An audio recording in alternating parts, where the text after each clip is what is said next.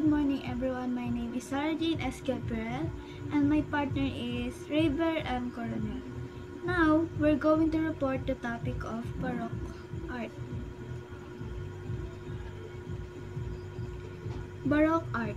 The term of Baroque art was derived from the Portuguese word barroco, which means irregularly shaped pearl or stone. It describes a fairly complex idiom and focuses on painting, sculpture as well as architecture. After the idealism of Renaissance and the slightly forced nature of modernism, Baroque art above all reflects the tension of the age, notably the desire of the Catholic Church in Rome to reassert itself in the wake of the Protestant Reformation, which is almost the same with Catholic Reformation art of the period. So, in Tagalog, ang terminong Baroque ay nagmula sa salitang Portuguese na Barroco, na ibig sabihin na hindi regular na hugis ng perlas o bato. Inilalarawan nito ang isang komplikadong wika at nakatuon sa pagpipinta, eskultura, pati na rin arkitektura. Matapos ang idealismo ng Renaissance at ang medyo pinilit na kalikasan ng modernism, ang sining Baroque ay higit na sumasalamin sa mga pagkabalisa ng panahon. Lalo na ang nais na simbahang Katoliko sa Roma na muling magpakita ng sarili nitong kasunod ng Reformasyon ng Protestante na halos katulad ng sining ng Reformasyon ng Katoliko noong panahon. Next is Baroque was a period of artistic style in exaggerated motion, drama, tension, and grandeur. The style started in Rome, Italy, and spread to most of Europe. The Roman Catholic Church highly encouraged the Baroque style to propagate Christianity, while the aristocracy used Baroque style for architecture and art to impress visitors, express triumph, power, and control. Baroque painting illustrated key elements of Catholic drama, either directly in biblical works or indirectly in imaginary or symbolic work. The gestures are broader than Mannerist gestures, less ambiguous, less arcane, and mysterious. So, in Tagalog,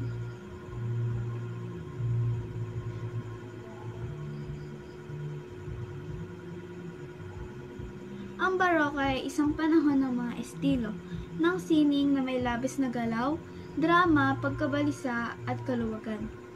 Ang estilo ay nagsimula sa Roma, Italia at kumalat sa kalakhahan ng Europa.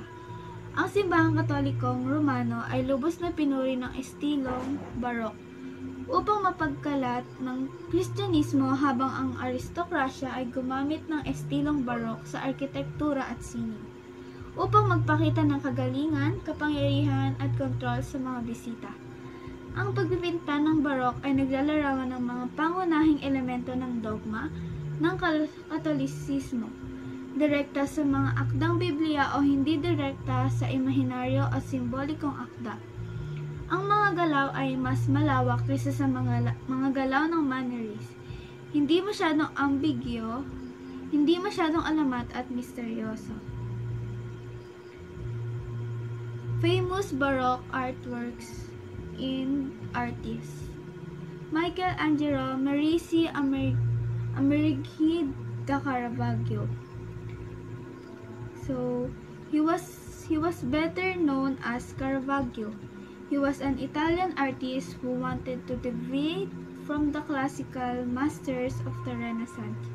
He was an outcast in his society because of his own actions and the lack of modesty and reverence for religious subject in his own paintings. Perhaps he started out as a specialist in his painting of still life, especially of fruits, and his dramatic use of light and shadow. So, in Tagalog, mas kilala siya bilang Caravaggio. Siya ay isang Italianong artista na nais lumayo sa mga klasikal na mga master ng Renaissance. Siya ay isang talikuran sa lipunang kanyang nabuo. Dahil sa kanyang mga gawa at kakulangan ng pagpapangumbaba at paggalang sa mga relihiyosong paksa sa kanyang mga pinta.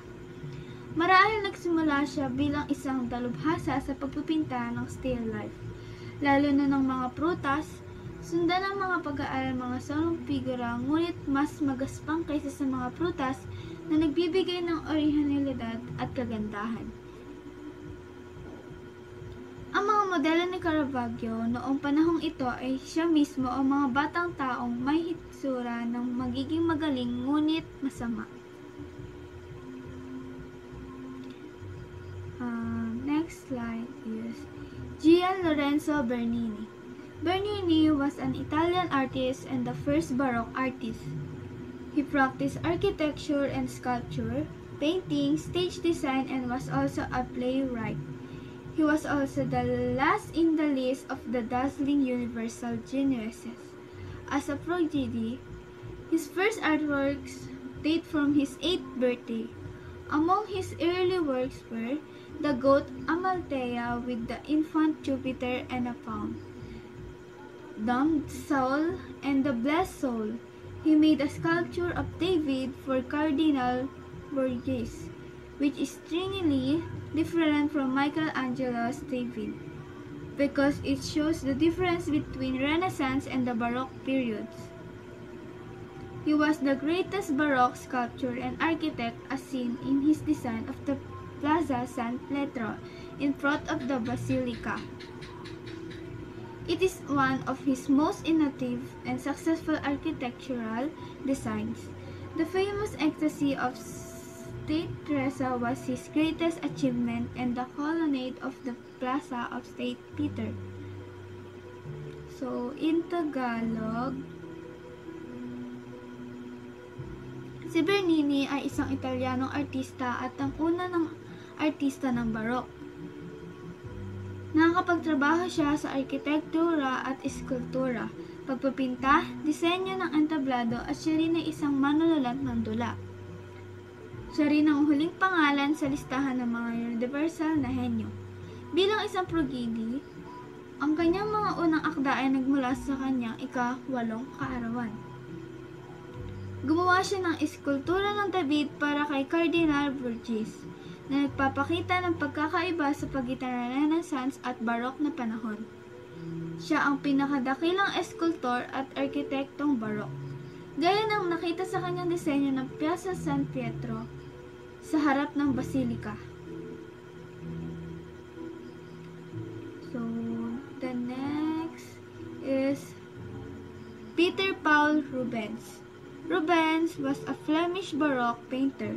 He was well known for his painting of mythical and figurative subjects, landscape, portraits, and counter-reformation artifices.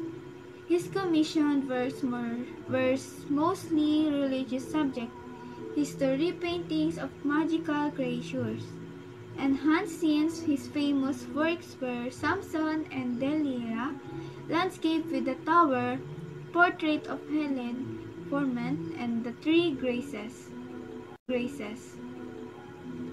So, in Tagalog,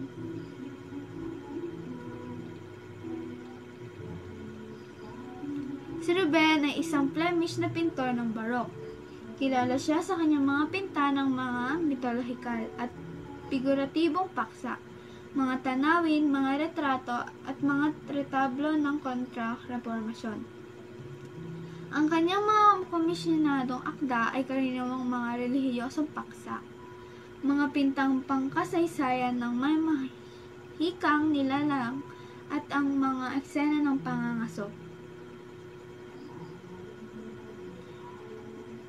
The fourth one is Rembrandt Hermanzoon van Rijn. Rembrandt was a brilliant Dutch realist painter, and Rembrandt is generally considered as one of the greatest painters and printmakers in European art. He followed no particular faith, but was interested in spiritual values and often chose religious subjects. Rembrandt shares with Rubens the revolution whereby painting came to depict the more personal aspect to the painter, his own home and his family. No artist has painted himself as often as did Rembrandt. His concept of himself continued to deepen in grasp and subtlety. While his technique grew more daring, his well-known work was his self-portrait in old age. So, in Tagalog, siya ay isang brillante at Dutch realistang pintor at printmaker na karaniwang itinuturing bilang isa sa mga pinakadakilang pintor at printmaker sa sining ng Europa. Hindi siya sumusunod sa anumang partikular na pananampalataya, ngunit interesado sa mga halagang espiritual at madalas na pumili ng mga relihiyosong paksa. Siya ay isang nagbabahagi sa pagbabago kasama si Rubens, kung saan ang pagpipinta ay naglalarawan ng mga personal na aspeto ng pintor. Ang kanyang sariling tahanan at pamilya. Walang artista ang nagpinta ng sarili nito ng napakadalas tulad ng ginagawa nito. Ang kanyang konsepto ng sarili ay patuloy na lumalalim sa pag-unawa at pagkamahusay, habang ang kanyang teknika ay nagiging mas mapangahas. Next is Diego Velázquez. Velázquez of Spain developed out the Baroque. He was one of the finest masters of composition and one of the most important painters of the Spanish Golden Age. He worked out solutions to pictorial problems of design that trans the style of any period. Velázquez was the case of a painter who discovered his vocation almost at the very start of his career. The passion for still life frequently emerged in Velázquez's art. His famous works were The Surrender of Breda, Las Meninas, The Maids of Honor, Los Barracos, or The Drinker.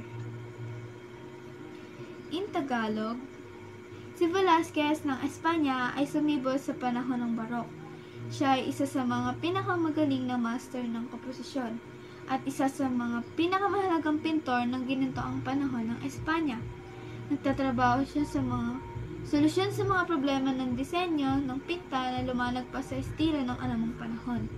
Si Velázquez ay isang halimbawa ng isang pintor na nakakakita ng kanyang tinatawag na propesyon, halos sa simula pa lamang ng kanyang karera. Ang pagmamahal sa still life ay madalas na lumalabas sa sining ni Velázquez. Ang kanyang mga tanyag na akda ay ang Pagsuko ng Breda, The Surrender of Breda, Las Meninas, ang mga alipin ng karangalan, Los Barracos, ang mga lasing.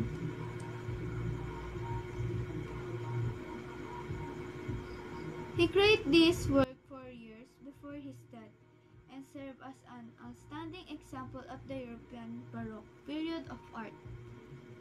Margaret Teresa, the eldest daughter of the new queen, appears to the subject of Las Meninas, but in looking at the various viewpoints of the painting, it was unclear as to who or what was the true subject.